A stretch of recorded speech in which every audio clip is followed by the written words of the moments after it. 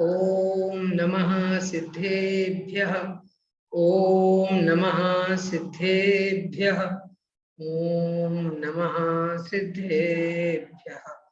नमो अरिहन्ताणं नमो सिद्धाणं नमो आयर्याणं नमो वज्रायाणं नमो लोहे सौसाहुं मोक्षमार्गस्य नेतारं वेत्तारं कर्मभूभृतां ज्ञातारं विश्वतत्त्वानां वन्दे तद्गुणलब्धये। बोलिए पंच परमेष्ठी भगवान की जय। द्वादशांगमयी जिनवाणी माता की जय। आचार्य भगवंत उमा स्वामी जी महाराज की जय। संत शिरोमणि आचार्य भगवंत श्री 108 विद्यासागर जी महाराज की जय। परम पूज्य गुरुदेव निर्यापक श्रमण मुनि पुंगव श्री 108 सुधा सागर जी महाराज की जय। अड़ाई द्वीप संबंधी समस्त मुनि राजों की जय। अहिंसामयी जैन धर्म की जय। तत्वार्थ सूत्र जी ग्रंथ के तीसरे अध्याय का स्वाध्याय करते हुए हम लोग मध्यलोक और अधोलोक के बारे में बहुत कुछ जान चुके हैं। अधोलोक के बारे में तो प्रायः बहुत जानकारी प्राप्त हो गई है, लेकिन मध्यलोक का वर्णन अभी चल रहा है, जिसमें हम लोगों ने अभी जम्बूद्वीप और जम्बूद्वीप के भीतर कौन कौन से पर्वत हैं, कौन कौन से क्षेत्र हैं, किस प्रकार का आकार है और उनमें क्या क्या विशेषताएं हैं, कौन से तालाब हैं, कौन से कमल हैं, वहां पर कौन से देव देवियां रहते हैं, उन सारी जानकारी को लिया। उनके आकार, उनका प्रकार, उनके बारे में, वहां पर कौन सी भूमि है, भोग भूमि है या कर्म भूमि है, सारी चर्चाएं यहाँ पर हम अभी तीसरे अध्याय में जान रहे हैं और पढ़ रहे हैं। तीसरे अध्याय में पिछली कक्षा में जो कल की कक्षा हुई थी, उसमें कुछ नेटवर्क संबंधित समस्याएं एक दो बार आई, जिसके कारण से वो वाली जो कक्षा है, जो हमारी पिछली कक्षा थी, कल मतलब 24 मार्च 2022 की जो हमारी कक्षा थी, वो YouTube पर उपलब्ध नहीं हो पाएगी। लेकिन हाँ, हमने जो कुछ उसमें चर्चा की थी, कोशिश करेंगे कि उसी से जुड़ी हुई चर्चाएं आज भी हों, जिससे हमें सारा जो कुछ भी हमने कल जाना था, पढ़ा था, वो सब कुछ जो लोग YouTube से पढ़ रहे हैं उन लोगों को उपलब्ध हो सके। हमने कल जाना था कि किस प्रकार से भरत क्षेत्र और ऐरावत क्षेत्र में कालों का विस्तार है, किस प्रकार से कालों का विभाजन किया है। इसके अलावा भरत और ऐरावत क्षेत्र के अलावा भी 5 क्षेत्र हैं इस पूरे जम्बूद्वीप में। हेमवत, हरि, विदेह, रम्यक और हिरण्यवत, इन सभी 5 क्षेत्रों में क्या है व्यवस्था, कौन सा काल है, कैसे जीव रहते हैं, भोग भूमि है या कर्म भूमि है, सारे प्रश्न आप लोगों के मन में भी रहे होंगे।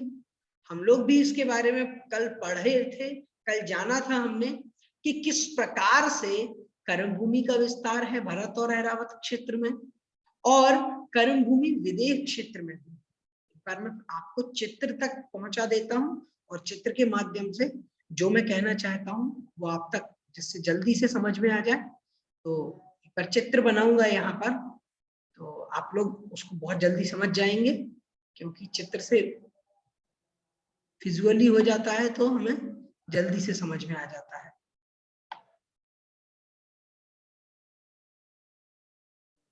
ये देखिएगा, ये एक चित्र है, बड़ा चित्र बनाया है हमने, जिससे अब आप लोगों को कोई दिक्कत नहीं हो।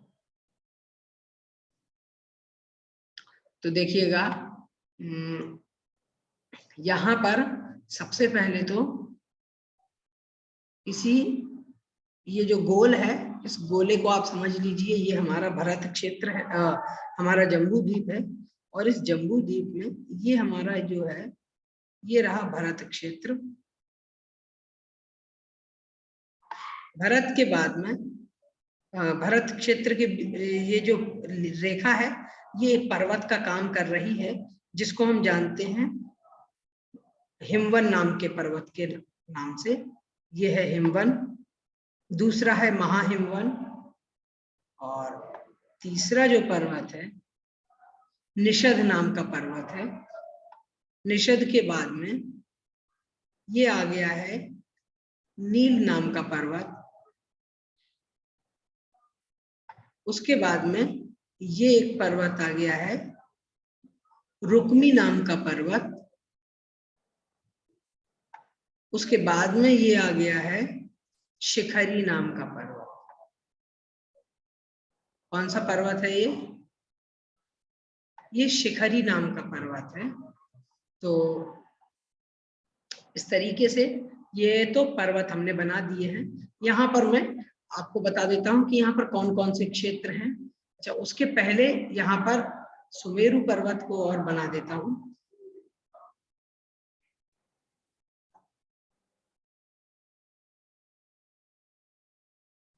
तो ये देखिएगा, ये सुमेरु पर्वत हो गया।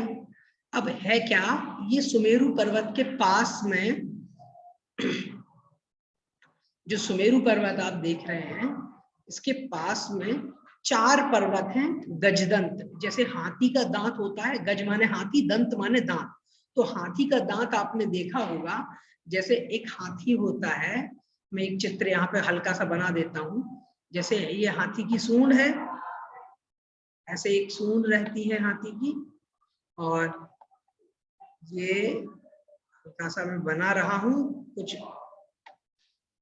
ये इस तरीके से हाथी की सूंड होती है, और ये उसके पैर वैर हो जाएंगे। तो ये जो है, ये हाथी जो होता है। अब हाथी का आपने दांत देखे होंगे, यहाँ उसके यहाँ से इस तरीके से निकले हुए रहते हैं हाथी के दांत। तो ऐसे ये घुमावदार रहते हैं, आधे गोल से रहते हैं। ऐसे ही यहाँ पर हाथी के दांत के आकार वाले, मतलब कैसा आकार है उनका, जैसे ये दांतों का दिख रहा है ना, ये आकार इस तरीके से, ये आकार जो है ना, इस आकार के ये यहाँ पर पर्वत है। इनको गजदंत पर्वत कहा है। तो गजदंत पर्वत 4 हैं। एक तो है इस दिशा में हाथी के दांत के आकार वाला, दूसरा है इस दिशा में ये हाथी के आकार वाला है, तीसरा ये रहा, ये नीचे की तरफ है, और ये चौथा रहा ये। कुल मिलाकर के 4 हैं। इनको 4 गजदंतों के बीच में 2 क्षेत्रों का विभाजन किया गया है। एक तो ये ऊपर वाला जो क्षेत्र है, और एक है ये नीचे वाला क्षेत्र है। ऊपर वाला जो क्षेत्र है, उस ऊपर वाले क्षेत्र को कहते हैं उत्तर कुरु, और नीचे वाले क्षेत्र को कहते हैं देवकुरु। सो अब यहाँ पर मैं आप लोगों को नाम लिख देता हूं, जिससे आप लोगों को सारों के नाम याद बने रहेंगे, और फिर आपको समझने में कोई दिक्कत नहीं होगी।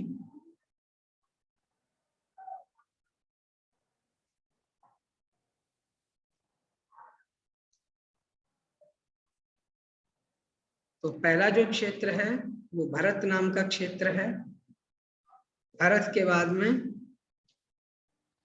दूसरा जो क्षेत्र है वो हैमवत नाम का क्षेत्र है। तीसरा जो है वो हरि नाम का क्षेत्र है।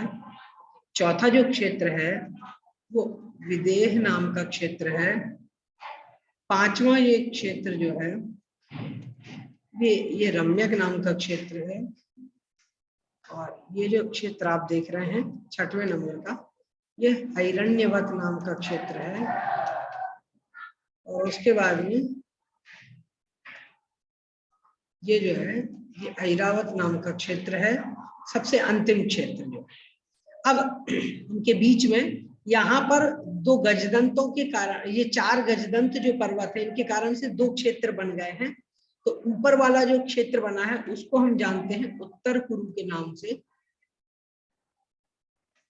और नीचे वाला जो क्षेत्र है इसको हम जानते हैं देवकुरु के नाम से। तो ये सारे नाम मैंने लिख दिए हैं। अब आपको बता देता हूं कहाँ कौन सा काल है। तो देखो भरत और ऐरावत क्षेत्र में आप जानते हैं 1 से लेकर के 6 काल यहाँ पर हैं, मतलब 6 कालों के माध्यम से यहाँ पर बिल्कुल वो सारा कुछ मतलब वृद्धि और ह्रास होता रहता है। सेम ऐसा ही ऐरावत क्षेत्र में है, यहाँ पर 1 से 6 काल हैं, सुषमा सुषमा सुषमा सुषमा दुष्मा दुष्मा सुषमा, फिर उसके बाद में दुष्मा और दुष्मा दुष्मा, इस प्रकार से 6 कालों के माध्यम से भरत और ऐरावत तो कंप्लीट हो गए। बचे हुए हैं ये जो काल हैं, कौन कौन से, हैरण्यवत, रम्यक, उत्तर कुरु, विदेह क्षेत्र, देव कुरु, हरि, हैमवत, ये जो बचे हुए हैं इनके बारे में चर्चा कर लेते हैं, इनके बारे में समझ लेते हैं, यहाँ पर क्या है, कैसी आकृति है। सो इसके बारे में यहाँ पर हम समझने वाले हैं आज की इस कक्षा में।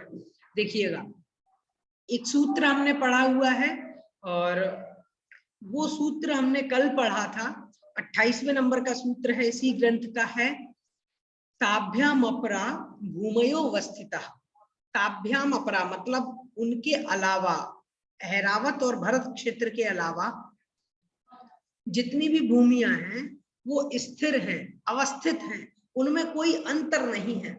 जितनी भूमियां हैं, जितनी भूमियां से क्या मतलब है, जितनी भूमियों से मतलब है कि यहाँ पर आप देख पा रहे होंगे ऐरावत क्षेत्र के अलावा और भरत क्षेत्र के अलावा हैरण्यवत नाम का क्षेत्र है, रम्यक है, विदेह क्षेत्र है, हरि क्षेत्र है, हैमवत क्षेत्र है। इन सारे क्षेत्रों में एक जैसी व्यवस्था रहती है, यहाँ पर परिवर्तन नहीं होता। भरत और ऐरावत क्षेत्र में तो परिवर्तन होता है, लेकिन इसमें परिवर्तन नहीं होता। हैरण्यवत हो, रम्यक हो, हरि हो, विदेह हो, उत्तर कुरु, देव कुरु हो, इनमें एक जैसा ही काल रहता है। भाई कौन सा काल रहता है, तो यहाँ पर मैं आपको वही बताने जा रहा हूँ और आपको बिल्कुल भी कंफ्यूजन नहीं होगा। इसके पहले एक सूत्र हमने कल और पढ़ा था, उसके बारे में भी बता देता हूँ। 29वें नंबर का कल हमने एक सूत्र पढ़ा था, एक द्वित्री पल्योपम स्थितयो हैमवतक हारि वर्षक दैव पूर्वका। उसमें बताया था कि 1, 2 और 3 पल्ले की स्थिति मतलब आयु होती है, 1, 2, 3 पल्ले की आयु होती है। किनकी, तो कहते हैं जो हैमवत क्षेत्र में रहते हैं, हरि क्षेत्र में रहते हैं और देवकुरु में रहते हैं, उनकी आयु होती है कितनी, उनकी आयु होती है 1, 2 और 3 पल्ले की होती है। चलो अपन लोग एक बार इसमें देख लेते हैं कहाँ पर कौन सी आयु है, सो उसके अनुसार निर्णय हो जाएगा। सबसे पहले कहते हैं एक आयु कहाँ है, हैमवतक नामक क्षेत्र में, मतलब जो हैमवत नामक क्षेत्र है यहाँ पर आयु कितनी होती है, 1 पल्ले की, 1 पल्ले की आयु हुई। फिर कहते हैं 2 पल्ले की आयु कहाँ है, तो कहा हारी वर्षक, मतलब हरि नामक क्षेत्र में, यहाँ पर कितनी है, 2 पल्ले की आयु है। उसके बाद फिर कहते हैं देव कुर्वकाह, तो जो देवकुरु है ना, ये जो देवकुरु आप देख रहे हैं, इस देवकुरु में कहते हैं यहाँ पर 3 पल्ले की आयु है, सॉरी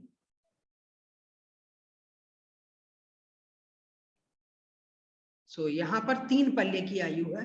मैंने 3 और पल्ले लिखा हुआ है और लाइन से आपको हो सकता है कि दिख नहीं रहा हो, तो ये 3 पल्ले लिखा है। अब समझें कैसे, कहां पर कैसा काल चलता है। तो देखिए, जो उत्तम भोग भूमि होती है वहां के जो मनुष्य होते हैं उनकी आयु होती है 3 पल्य। अवगाहना शरीर की होती है 3 कोस। 3 कोस का मतलब आप जानते ही हैं, एक कोस होता है 3 किलोमीटर का, तो 3 कोस मतलब 9 किलोमीटर, मतलब 9 किलोमीटर की उनकी शरीर की अवगाहना होती है। सारे अंग प्रत्यंग उसी अनुसार उनके होते हैं। यहाँ पर उत्तम भोग भूमि के जो जीव हैं उनके बारे में बतलाया है कि देवकुरु में जीव जो है वो 3 पल्ले की आयु वाले होते हैं और वहां पर उत्तम भोग भूमि होती है, मतलब वहां पर सुषमा सुषमा नाम का काल वहां पर निरंतर चलता रहता है, कोई भी वहां पर परिवर्तन नहीं होता, न दूसरा कोई काल आता है, न कोई किसी प्रकार का परिवर्तन। एक जैसा ही काल, एक जैसी ही व्यवस्था सर्वदा सदैव वहां पर चलती रहती है। उसके बाद में फिर उन्होंने कहा है कि जो हरि नाम का क्षेत्र है उसमें 2 पल्ले की आयु होती है। 2 पल्ले की आयु मतलब वहां पर मध्यम भोग भूमि है। देवकुरु मतलब उत्तम भोग भूमि, 3 पल्ले की आयु, 3 कोस की अवगाहना। जीव जब वहां पर जन्म लेता है उत्तम भोग भूमि में, तो बतलाया है, मैंने आपको बताया था 3 दिन में भूख लगती है। और हरड़ जैसा एक छोटा सा हरड़ जो होता है, उसको अगर आप एक बार खा लेंगे, इतना सा फल रहता है, उसको खाने पर ही तृप्ति हो जाती है, फिर भूख नहीं लगती है। उसके बाद में फिर बतलाया है कि इसके बाद फिर जो मध्यम भोग भूमि है वहां पर बहेड़ा जैसा जो फल रहता है, बड़ा छोटा सा, उसको यदि 2 दिन के बाद भूख लगती है, उसको खाने पर वो भूख भी समाप्त हो जाती है। और जो जगन्य भोग भूमि होती है वहां पर 1 दिन बाद भूख लगती है। आज भोजन कर लिया तो 1 दिन बाद ही भूख लगेगी, ऐसा नहीं है कि फिर से आज ही भूख लग जाए या कल भूख लग जाए। 1 दिन बाद फिर भूख लगती है, आज खाया तो कल भूख लगेगी, ऐसा वहां पर व्यवस्था है। तो उनको एक एक पल्ले मतलब 1 पल्ले की आयु होती है, 1 कोस की अवगाहना होती है, और ऐसी व्यवस्था वहां पर जगन्य भोग भूमि में है। और वो लोग आंवले जितना छोटा सा फल खा करके और तुरंत ही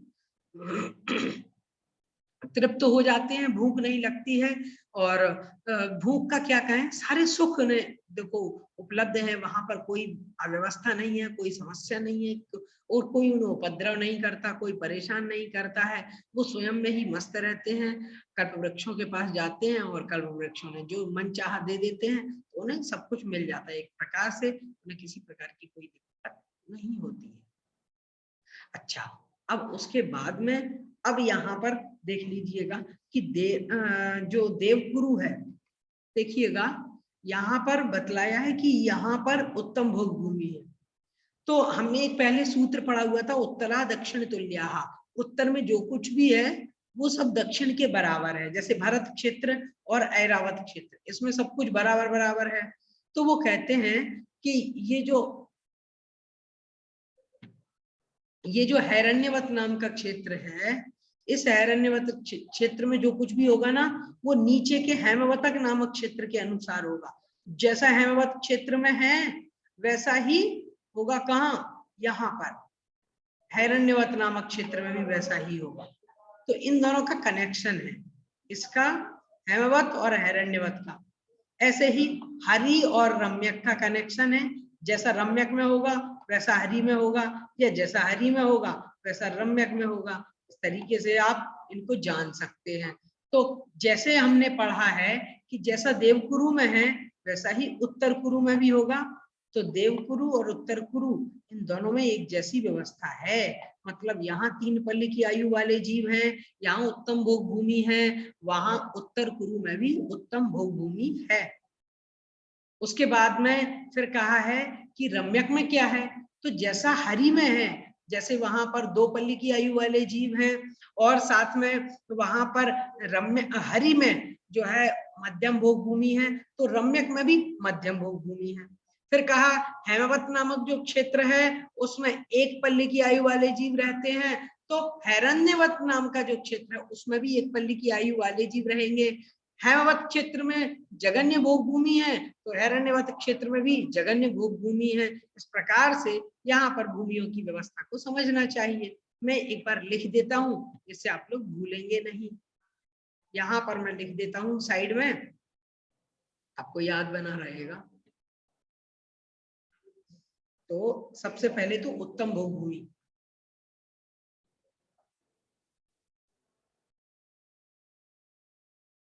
सॉरी, तो सबसे पहले तो उत्तम भोग भूमि को देखेंगे हम।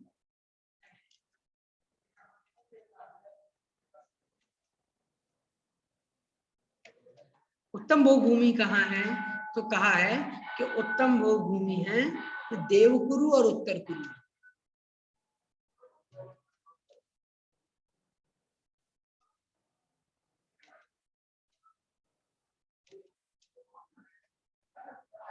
ठीक है। फिर उसके बाद में कहा है मध्यम भोग भूमि। तो मध्यम भोग भूमि कहाँ है?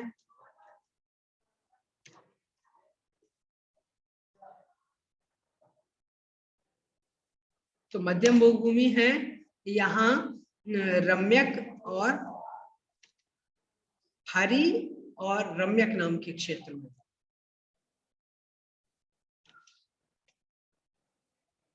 इन दो क्षेत्रों में मध्यम भोग भूमि है। उसके बाद में जगन्य भोग भूमि कहाँ है, ये भी प्रश्न बन जाता है। तो जगन्य भोग भूमि है, जगन्य भोग भूमि है हमारे हेमावत और हिरण्यवत नाम के क्षेत्र।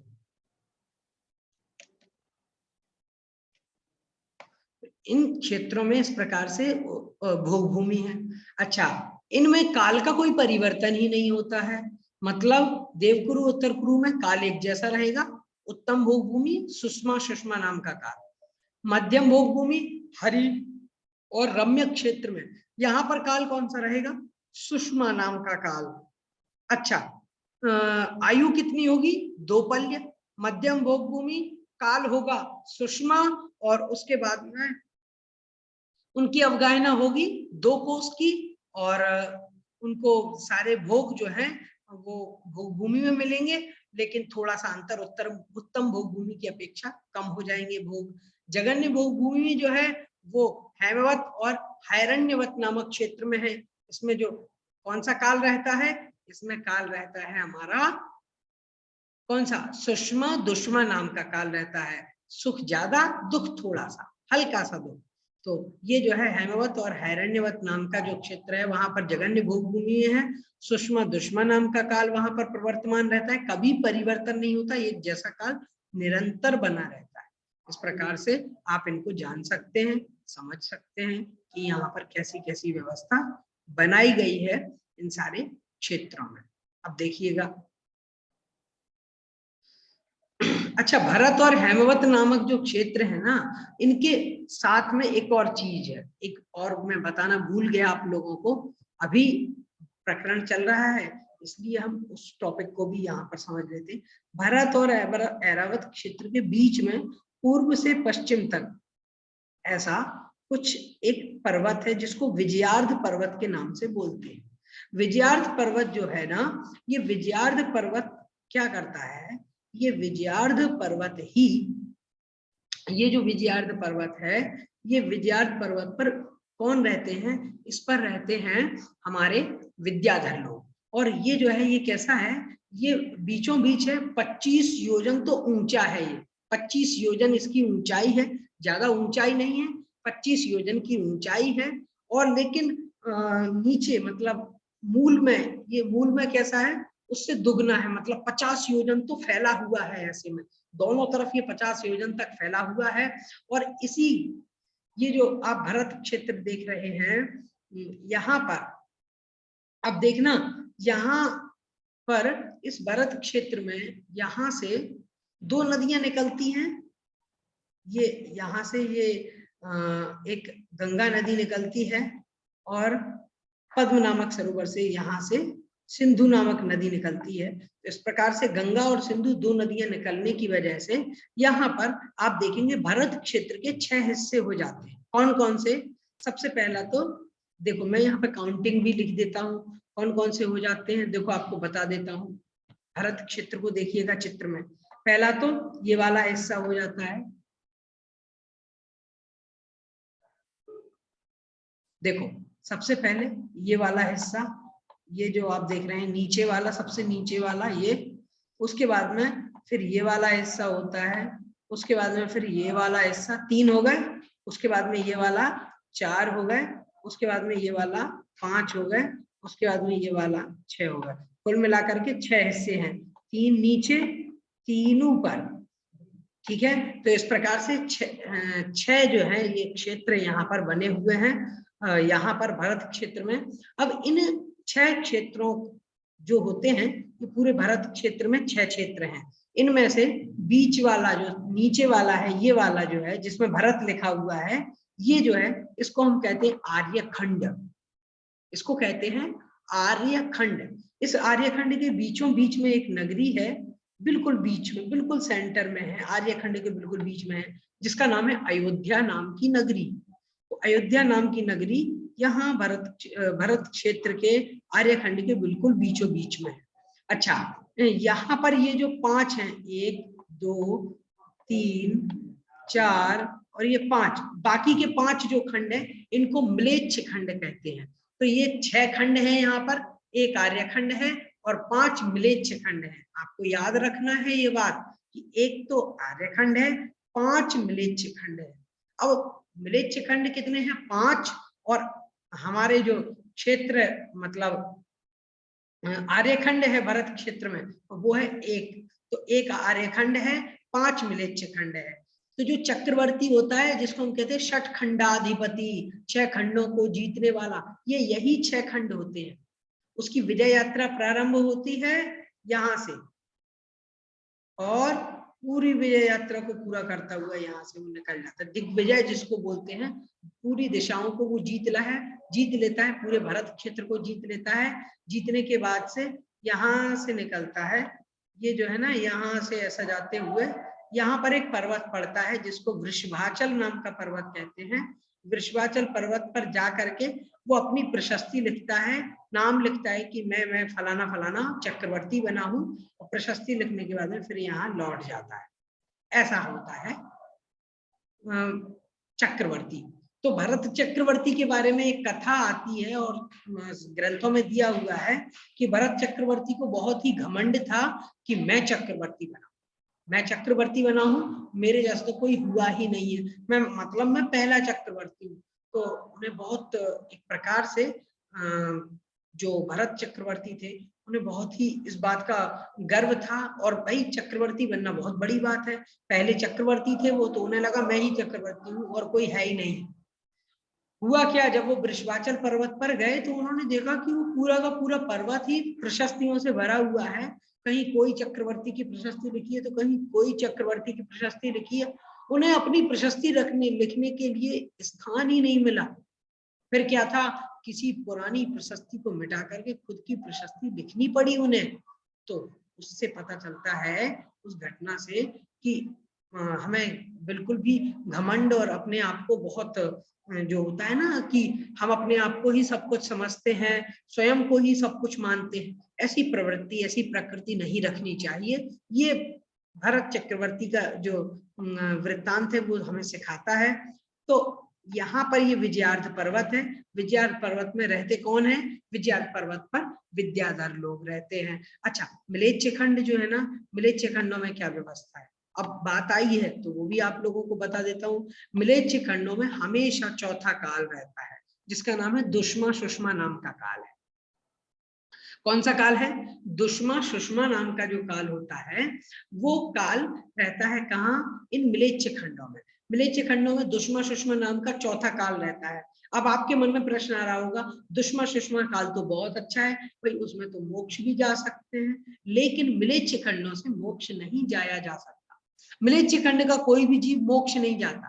हाँ, ये जरूर हो सकता है कि कोई मुनिराज आर्य खंड में जन्म ले, कोई व्यक्ति आर्यखंड में जन्म ले, म्लेच्छ खंड से मोक्ष तो जा सकता है, लेकिन म्लेच्छ खंड का जो म्लेच्छ व्यक्ति है वो नहीं जा सकता। ये इसमें और चर्चा आएगी, एक सूत्र आएगा इसके बारे में, आर्या म्लेच्छाश्च। उस सूत्र को जब हम पढ़ेंगे तो सारी बातें आप लोगों को उस समय क्लियर हो जाएंगी। यहाँ बस इतना समझ लीजिए कि ये यहाँ पर आर्यखंड है। अच्छा, अपन लोग कहाँ रहते हैं? अपन इसी आर्यखंड में रहते हैं। यहाँ पर अयोध्या नगरी है बीचों बीच, तो अपन भी यहीं बीच के आसपास ही कहीं रहते हैं। लेकिन अयोध्या में तो हम नहीं रहते हैं, हो सकता है कोई आप में से अयोध्या में रहता हो, तो हम लोग आसपास ही कहीं रहते हैं आर्यखंड में। अब आप लोगों के मन में प्रश्न आ रहा होगा, कई बार लोग प्रश्न करते हैं, पूछते हैं कि आपने कहा भरत क्षेत्र है, भरत क्षेत्र में 2 नदियां, मतलब भरत क्षेत्र में 2 नदियां हैं, जैसे यहाँ पर आप देख रहे हैं ना, एक हिमवन नाम का पर्वत है ऊपर, फिर हिमवन से गंगा और सिंधु दो नदियां निकल रही हैं। ये जो आप देख रहे हैं ना भारत क्षेत्र में, कुछ लोग कहते हैं भारत क्षेत्र नहीं है, ये हमारा देश भारत ही है। और भारत जो हमारा देश है ना, इस भारत नामक देश में ही ये गंगा और सिंधु नदियां हैं। तो देखिएगा ये नदियां नहीं है, ये वो चर्चा ही नहीं चल रही। क्यों? क्योंकि गंगा और सिंधु नदियों की तो 14,000 सहायक नदियां हैं। अच्छा, हिमवन नामक पर्वत का जो वर्णन यहाँ पर मिल रहा है, वैसा ये हिमालय पर्वत को कुछ लोग हिमवन नाम का पर्वत कहते हैं कि भाई हो सकता है कि यही हिमालय को हिमवन नाम दिया गया हो, या उस समय इसका नाम हिमवन हो। ऐसा कुछ भी नहीं है।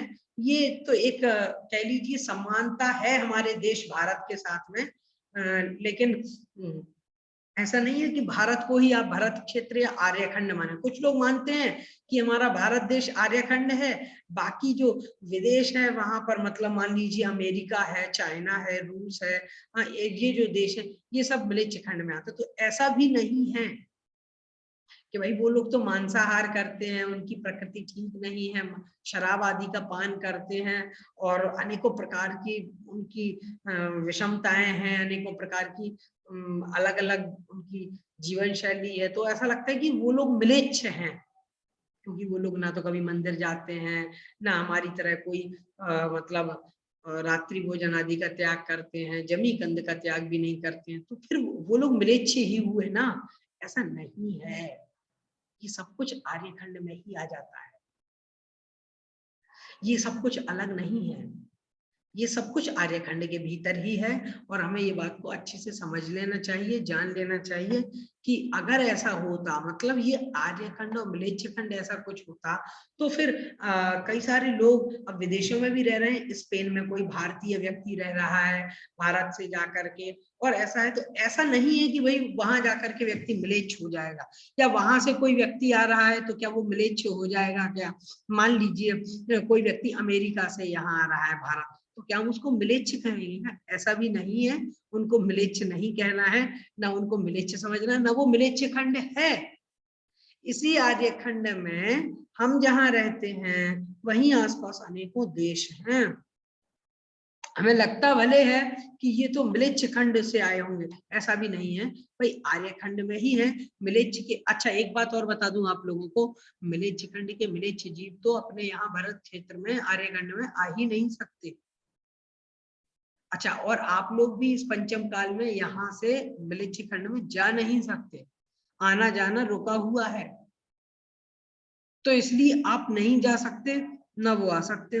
बीच में गंगा और सिंधु नाम की बड़ी बड़ी नदियां बह रही हैं। इन नदियों की भी सहायक 14,000 नदियां बह रही हैं। तो आप समझ सकते हैं कि यहाँ पर ऐसे में ना तो कोई आ सकता है ना कोई जा सकता है। ये सब बातें हैं कहने की, समझने की, लेकिन ये सब कुछ ठीक नहीं है, मतलब रियल नहीं है, ये आपको समझना पड़ेगा। अच्छा, ये जो आप देख रहे हैं, इस चित्र में सब कुछ हमने क्लियर जान लिया है, समझ लिया है कि हेमवत क्षेत्र, हरि क्षेत्र, विदेह क्षेत्र। अच्छा, विदेह क्षेत्र के बारे में अभी तक हमने चर्चा नहीं की है। अब क्यों नहीं की है तो उसका उत्तर भी मैं आपको दे देता हूं, क्योंकि उसके लिए एक सूत्र अभी आने वाला है 31 नंबर का, तो उसको हम जानेंगे। उसके पहले आप लोगों को एक और सूत्र बता देता हूँ। 30 नंबर का एक सूत्र है, 30वें नंबर का, हमने कल इसको नहीं पढ़ा था, तो आज की कक्षा में पढ़ लेते हैं।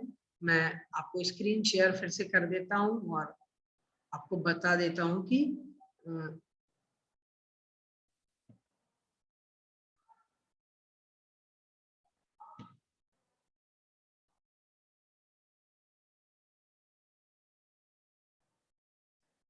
तो हमने एक सूत्र पढ़ा है, मतलब पढ़ने वाले हैं अभी यहाँ पर। तो 28 और 29 नंबर के सूत्रों के बाद में 30वें नंबर का जो सूत्र है,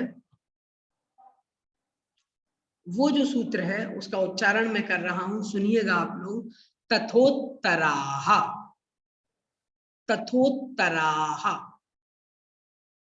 तथा उत्तराः, तथा उत्तराः।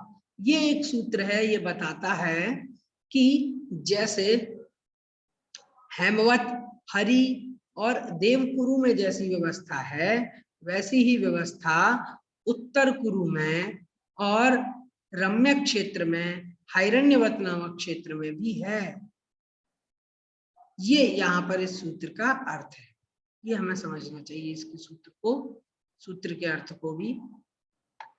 तो वो सूत्र मैं आपको बता देता हूँ, स्क्रीन पर आप लोग देख लीजिएगा। हमारा कोई भी वर्णन रहना नहीं चाहिए, एक एक चीज जो भी हम अभी पढ़ रहे हैं।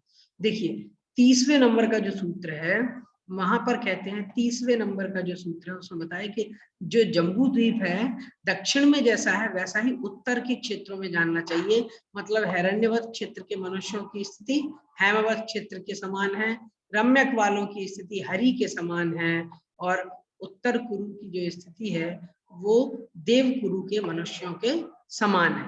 तो यहाँ पर इस सूत्र को भी आज हमने पढ़ लिया। इसका अर्थ तो हम जान ही चुके हैं, मैंने आपको पहले ही बता दिया था। विदेह क्षेत्र के बारे में जो सूत्र आज हम पढ़ रहे हैं 31वें नंबर का सूत्र है। आइए इसको पहले उच्चारण करता हूं, सुनिएगा। विदेहेषु संख्येय कालाः, विदेहेषु संख्येय कालाः, विदेहेषु संख्येय कालाः, संख्य काला नहीं संख्येय, संख्येय कालाः, ठीक है। तो कहते हैं विदेह आदि में, मतलब विदेह क्षेत्र के जो क्षेत्र हैं 5, मतलब जो विदेह क्षेत्र हैं उन विदेह क्षेत्रों में क्या होता है संख्येय कालाः, मतलब संख्यात वर्ष की आयु वाले मनुष्य होते हैं। 5 मेरु संबंधी 5 विदेह क्षेत्र हैं, उनमें मनुष्यों की आयु संख्यात वर्ष की होती है। संख्यात मतलब जिसको गिन सकते हैं। तो संख्यात वर्ष की आयु किन की होती है? संख्यात वर्ष की आयु होती है चौथे काल के मनुष्य। वहां पर जो है दुष्मा सुषमा नाम का काल निरंतर बना रहता है।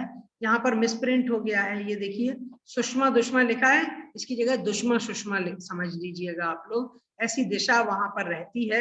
मनुष्यों की शरीर जो है वो ऊंचाई 500 धनुष होती है। वो प्रतिदिन भोजन करते हैं, उनमें एक दिन छोड़ने का कुछ नियम नहीं होता है।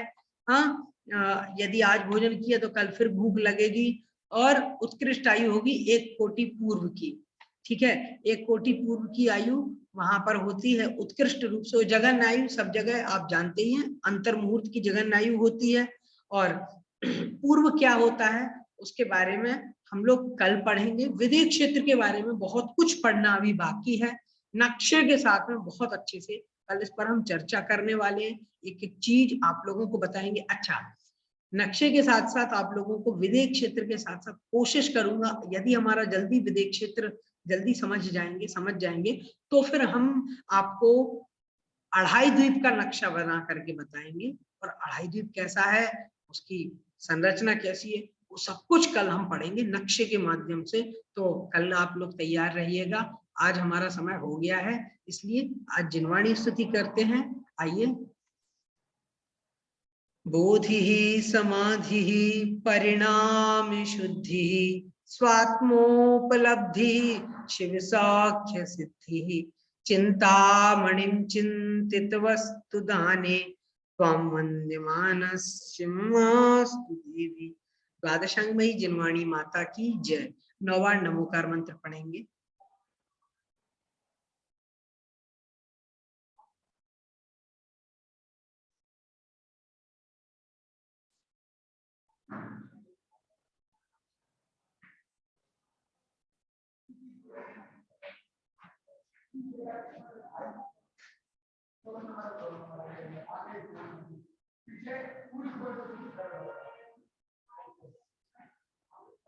द्वादशांगमयी जिनवाणी माता की जय।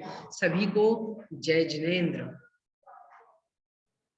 कल सही समय पर तैयार रहिएगा सभी लोग।